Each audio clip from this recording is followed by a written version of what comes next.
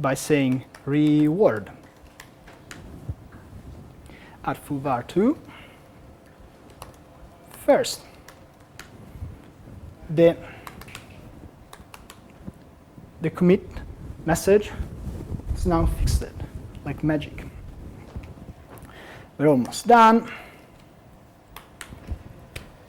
What's going on here? So like new project, add first file, all good. Add second file, all good. Add method to second file. We could verify, but like that second file was empty again. So let's fix it up. So we make one commit.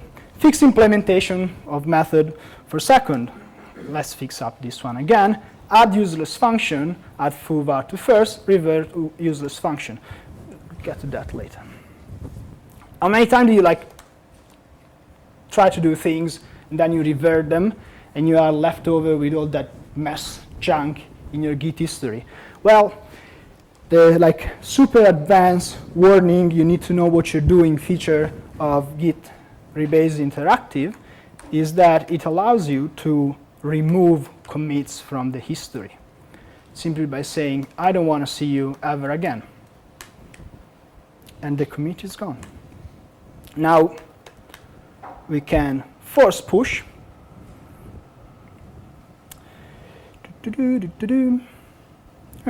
I lost my connection. We can. I lost the old CocoaHeads phone. Doesn't matter.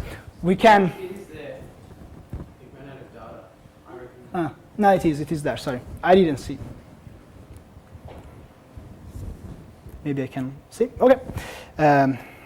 We git push dash dash force. You see why I use aliases all the time? It's all a typo when I write.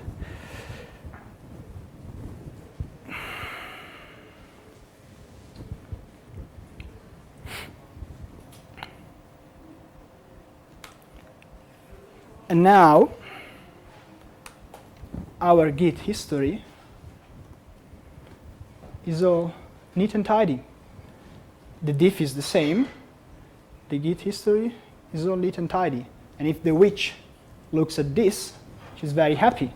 And if you, 6 months from now, go back and you look at the history of why you implemented something in a certain way, you're going to see this neat and tidy, short and concise history rather than like a poem, Bible size, to understand why something came into the code base. And I think this is why learning how to do rebases and cleaning up your feature branches is very, very important. That's it. I am Mocha Joe on Twitter. I blog every now and then on mochacoding.com, and I just became a dad. So, you know, to have something else to do, I decided to start another blog, which is called daddy.software, and is going to be filled with productivity tips for dads that are software developers. If you want to check it out, it sucks, because you should always be ashamed of your MVP. And that's it, guys. Thanks for the attention. And if you have any questions.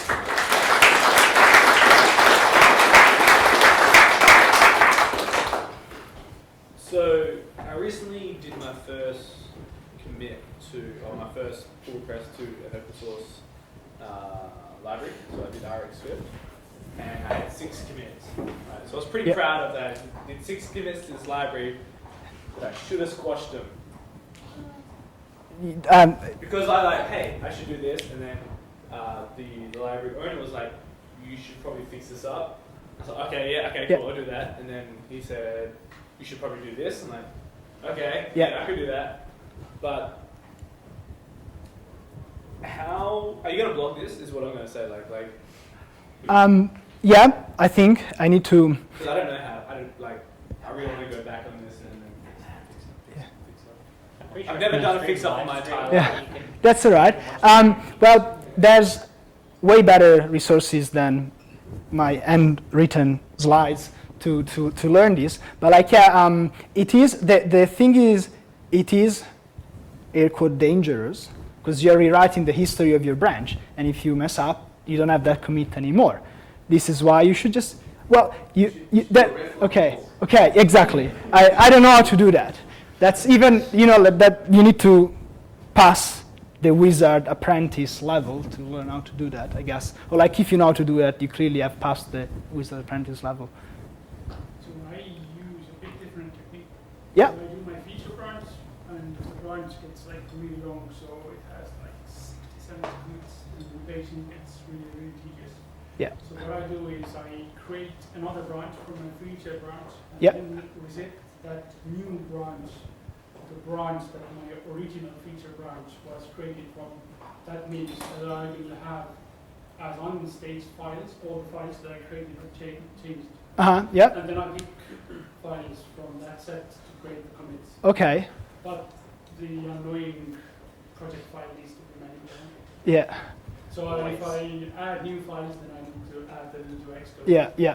Because we go to a place, so we usually work in a way that when you have a large feature, we try to make a lot of small pull requests out of those features. Yeah. Yeah. So For sure. commit would have been a single pull request, because it's, if you have a pull request with 50 lines, you have lots of comments. If you have 500 lines, it's like, yeah. Look good to me. Yeah. Yeah. Do you? Can I ask you a question? Sorry. Do you then merge the pull request or like rebase merge?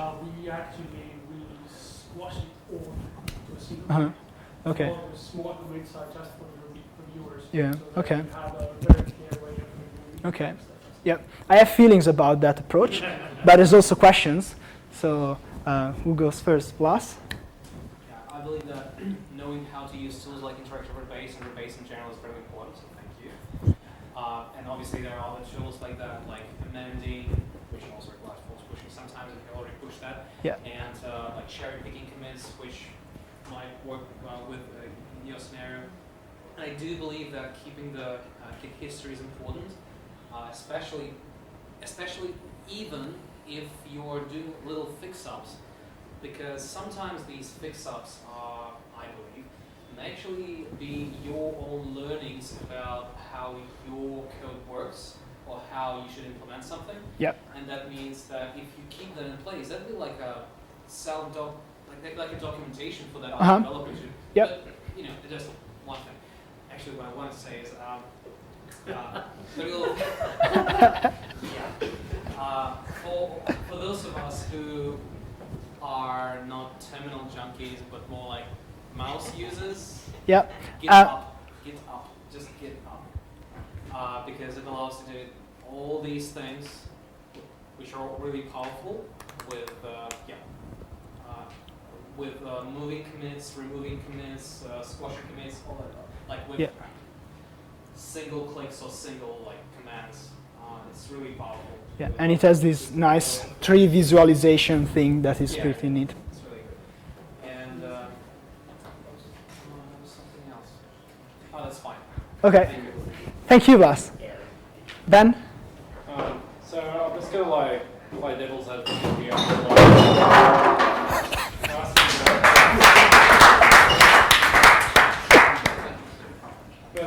I generally, when I want to squat, if I make a PR and let's say it has 4 commits on it, the first commit is everything that you needed to do. It's small, but then say somebody disagrees with that, you make like a small change, like remove the comment, fix the test because it failed on CI, blah, blah, blah, and there's like 3 junk commits that you basically just want to, you don't ever want to see again. So is it a valid use of Git rebase interactive, just going pick the first commit and fixing up or squashing all of the succeeding commits and editing the commit message to have the full history, but it's just as one commit. So it's you can see the commits you made, but it's just that one commit in GitHub. Yeah, I think when I ask myself that question, I go back to the sort of like a rule, like a guideline for Git, which is every commit should do one thing. And to me, one thing is okay, I add this method or this group of methods that do a thing, and their test. So if your PR and your iteration on the PR is all just focused around the same thing, I think that is a good idea to just squash everything into one commit. And then you can you can keep the history of what you squashed in the message, or you can rewrite it as it never happened, up to you. If the PR is doing this, and then I also saw that little thing that was weird, and you should always leave the code base better than you find it. So when you see something, do something. That one is a commit by itself. So I wouldn't squash it. Yep, in the back. A practical thing or practical problem that I think we face is that there's a module which is categorized as the main module, and there are sub-modules, 2 or 3 maybe. And most of them, what happens is that a developer commits a commit in a sub-module, Yeah. but then doesn't really get propagated into the main module. Yeah. Yeah, so a developer was getting a pull request on the main branch, sees that, oh, there's a commit difference between the sub-module. Yeah.